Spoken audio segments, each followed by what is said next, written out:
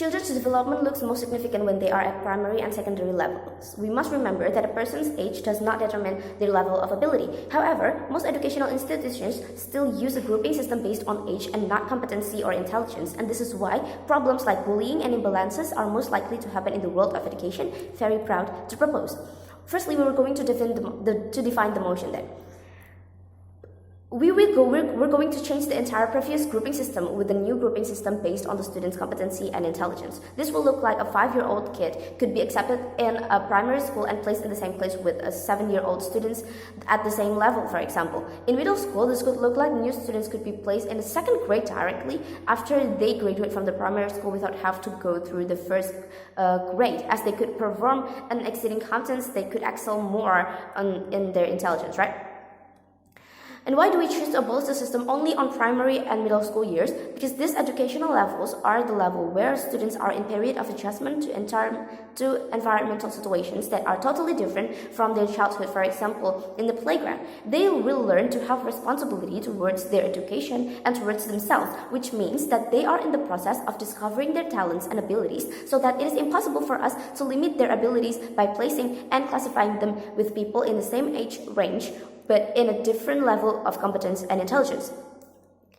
But panels, this motion certainly does not apply to special education units for persons with disabilities, for example, which of course must be handled in a different way, so we're not going to discuss such cases because it is beyond the scope of the motion.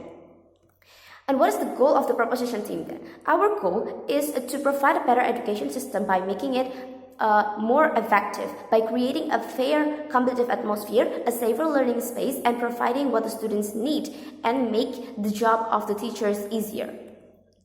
A few points of mechanism then. Firstly, on our side, we will eliminate the age-based grouping system that exists at the elementary and middle school levels. Students accepted will be conducted by giving them a basic ability test, for example, reading and writing for elementary schools, and knowledge tests for junior high schools. Thus, those who feel like they do not meet the age qualifications but have more abilities will still have the opportunity to achieve education at the same level. But second, after the students got accepted in a certain school, we will do another test to group them in the same class with students in the same level of intelligence and competency if it's needed. But if it feels like they do not need to redo the test, then we will use the result of the first test, of the acceptance test, to place and group the students in the same level of competence and intelligence. But thirdly, we will place teachers according to the competence of each student, and we will make sure that the teachers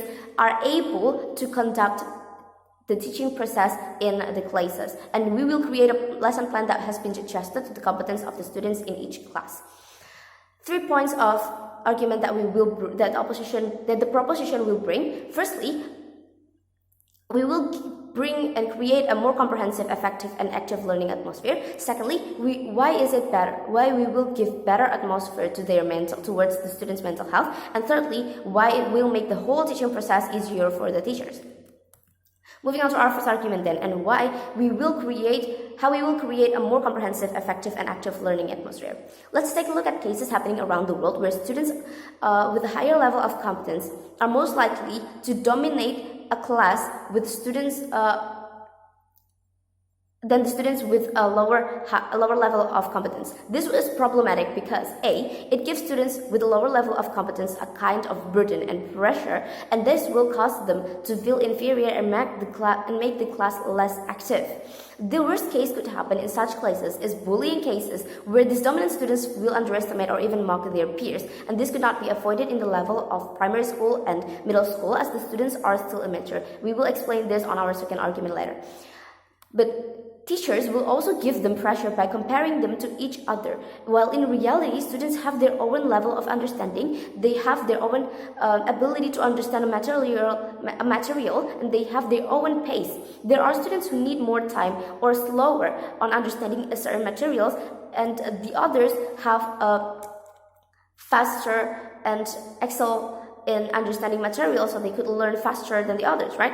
And this is why this will make the lesson ineffective if we put them in the same class, because firstly, either the others will have to wait for the slower students to understand and it will slow down the whole teaching process, or secondly, the slower students will not be able to chase after if they do not wait, and this students with a lower level of competence will feel left behind and get bad grades. B, they will waste more time in studying because the students with a higher level of competence tend to study faster. They can learn more materials in a faster time.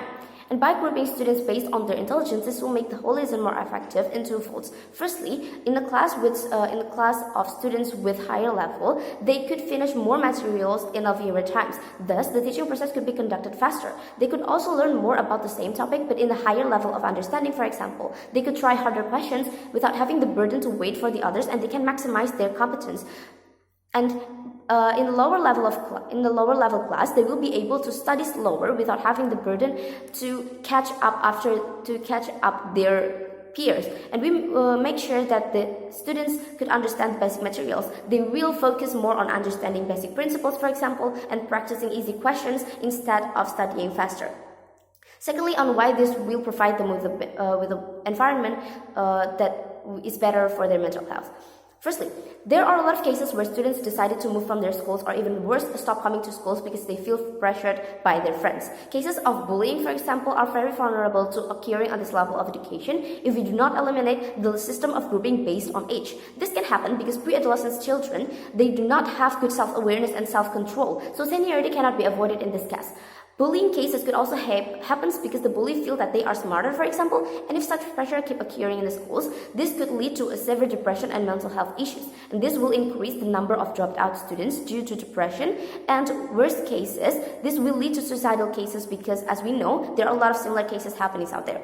But secondly, they will have more peer supports, and this is good for their mental health as we could provide students with a better learning atmosphere. They will not feel pressured by their friends because they are at the same level of understandings, they are at the same level of intelligence, and this will make the class more active with them interacting with each other without having the pressure of having to catch up after the other students. And thirdly, why we will make the whole teaching process easier for the teachers, because as we said in the mechanism before, we will put teacher with certain competence in a specific classes, so that the teachers will have no time to waste at the teaching process. They do not have to waste their times. For example, for teachers who are teaching in a higher level class, they will be able to teach their students faster. They will not have to focus on this one student who is left behind. They do not have this burden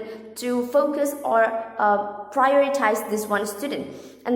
But they will have no tendency to biasing over students and make the whole group, the whole class jealous of her or his treatment toward these students, right? And because of these reasons, we propose to the motion. Thank you.